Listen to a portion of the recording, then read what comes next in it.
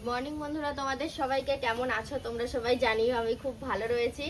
এ দেখো সকালবেলায় উঠে প্রত্যেক দিনের যে কাজকর্ম, কোনোদিন ঘর ঝাড় দেওয়া দিয়ে শুরু করি ব্লগ, কোনোদিন বাসন মাজা। আজকে ওভেনটা পরিষ্কার করছি।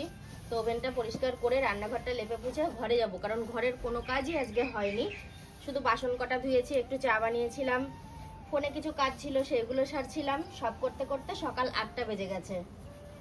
তো আমি দেখলাম আগে এই রান্নাঘরটা পরিষ্কার করে লেপে পুছে নিই, এটা শুকালে রান্না করতে সুবিধা হবে, ওই জন্য এই কাজটাই আগে করছি।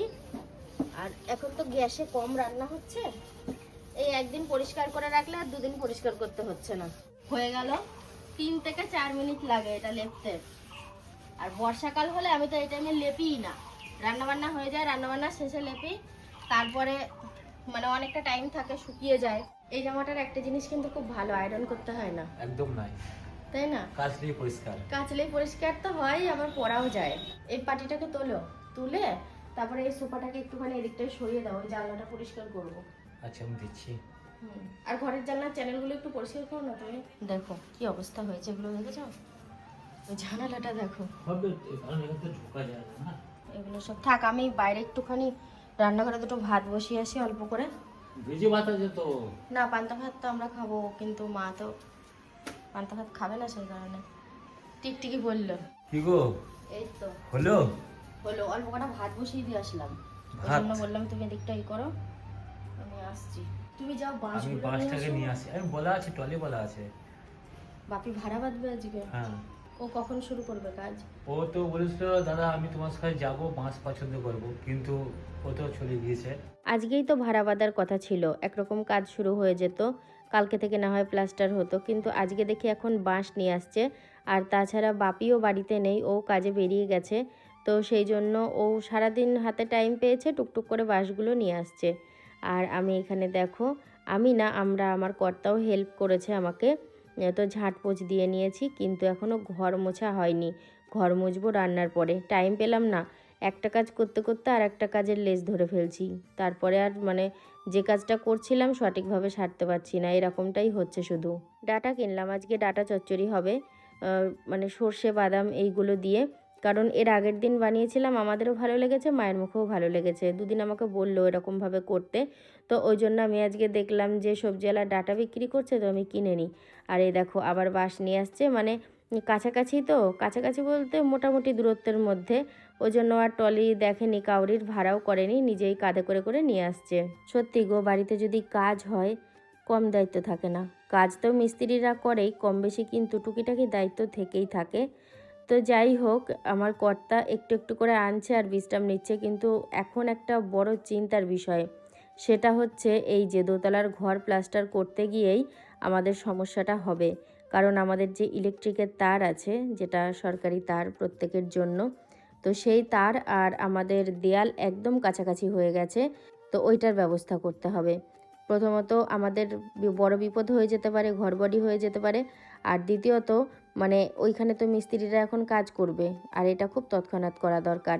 তো ও কি করবে সেটাই ভাবছে। তো ওকে সবাই মিলে বলা হলো, তুমি এক কাজ করো, ইলেকট্রিক অফিসে যাও, সেখানে গিয়ে জানাও, তারপরে যাই হোক একটা ব্যবস্থা তো ওনারা করবেন। তো এখানে দেখো একটা আধ কাঁচা আধ পাকা পেঁপে রয়েছে। তো পেঁপে আমি তো একদমই পছন্দ করি না, পাকা পেঁপে, বিশেষ করে কাঁচা পেঁপে ভালো লাগে খেতে, কিন্তু পাকা নয়। রাজু গিয়েছিল বাজারে, তো আমি একটু চিকেন আনতে দিয়েছিলাম, আর ক্যাপসিকাম পাইনি, চিকেনটা নিয়ে এসছে। এটা হলো বোনলেস চিকেন, তো অল্পই আছে পরিমাণ মতো, ওই বেলায় একটা খাবার বানাবো, তো সেই জন্য এই বেলাতেই আনিয়ে রেখেছি। কি জোরে জোরে মশলা বাটছে গো, কি বাটছো তুমি? মশলা যদি জোরে জোরে না বাটি তাহলে মশলা কি করে পেশাই হবে বলো? এই যে এখানে রয়েছে বাদাম আর সর্ষে, এটা সজনে নয়, নাজনের ডাটা, এই নাজনের ডাটা দিয়ে এটা দিয়ে হবে। আমি জানি নাচনি ডাটা তেতো হয়, আবার সর্ষেও কিন্তু তেতো হয়। এর আগের দিন করেছিলাম, তেতো তেতো লাগছিল। না না, ভালো লাগছিল, দারুণ লাগছিল। আর কত দেরি? তোমার চান হয়ে গেছে বলেই তো আমি তাড়াহুড়ো করছি। তাও তো এখনো বন্ধুরা বলিনি কালকের দৃশ্যটা, ওই হুটুবাটা করছিলে। আজকেও তো তাই, তুমি আগে স্নান করে ফেলছো, হুটোপাটা তো লেগেই যাচ্ছে দিয়ে। আমার 1 ঘন্টা লাগবে এখনো। হাঁড়ি থেকে ভাত ডেচকিতে অন্য করে জায়গায় ঢেলে নিয়ে এই হাঁড়িটা মেজে ফেললাম একবারে। কাল আর সকালে মাছ যাবে না, কালে মজা থাকলো। কালকে আগে থাকলো। হ্যাঁ, আগে দিয়ে থাকলো। এখনো ঘর মুছিনি, আমার ঘর মুছতে হবে। ওই ধরো সব ধুলো টুলো ঝেড়েছি, ওই ঝাড়ার পরে আর ঘর মোছার টাইম পাইনি। কালকে কাপড় মুছো। কটা ধুয়ে না না, কালকে কালকে হবে না, আজকেই মুছবো, তাতে যা হয় হবে। তোমায় ভাত দিয়ে মুছবো তবু ভালো। তো দেখো স্নান করে আমার আসতে আরো দেরি হলো, কারণ আমি স্নান করে উঠেছি আর দেখি সায়ন মাছগুলো ধরে নিয়েছে, হেঁচকি উঠছে, দেখলাম মাছগুলো ধরে নিয়ে এসছে। তো আমি মাছটা বেছে ধুয়ে এখন ফ্রিজে রেখে দেবো, রাতে রান্না হবে। ওই দেখি মাছ। এই যে এখানে তেলাপিয়া আছে, একটা আমেরিকান রুই আছে, সব ছোট ছোট, আর 2-5টা পুঁটি আছে। কি মা, আমার হেঁচকি উঠেই জল যাচ্ছে। খাও, জল খাও। এখন পেট ভরে জল খেলে আর ভাত খাওয়া যাবে না। পেট ভরে না, অল্প করে খাও, হেঁচকি উঠছে না। হ্যাঁ চলো, তোমার সেই তোমার দুটোই স্নান হয়েছে, এখন প্রায় 2:30 বাজতে চলো। ওই দেখো চলে এসছে, দেখো। কিরে, মাছের গন্ধ পেয়েছিস? হলো, মানে এই বেলার মতো একটুর জন্য বাঁচলাম, খাওয়া দাওয়া করে একটুখানি এবার বিশ্রাম নেব।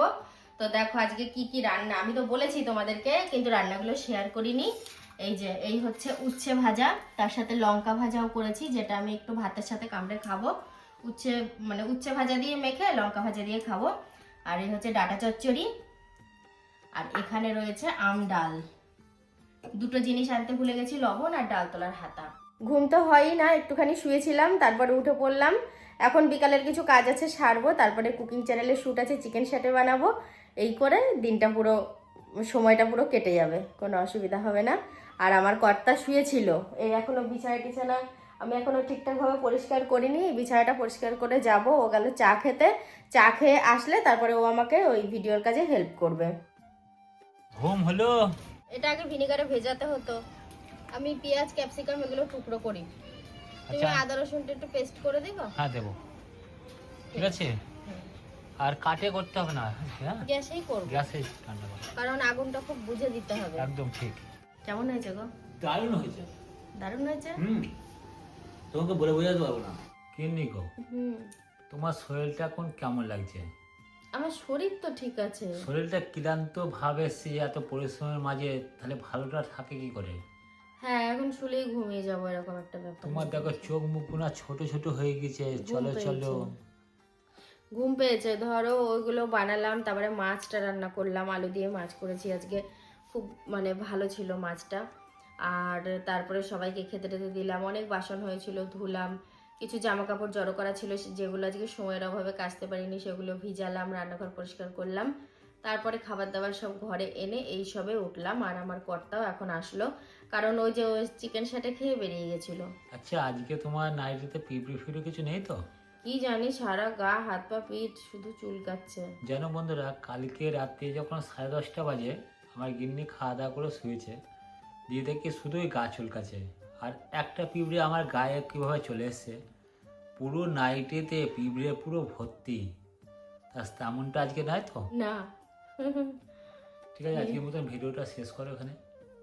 ঠিক আছে, আজকের মতো ভিডিওটা শেষ করে দিলাম, রাত্রেবেলায় খাওয়া দাওয়া করে ঘুমিয়ে যাব। তো চলো আজকের মতো গুড নাইট, দেখা হচ্ছে কালকে থেকে।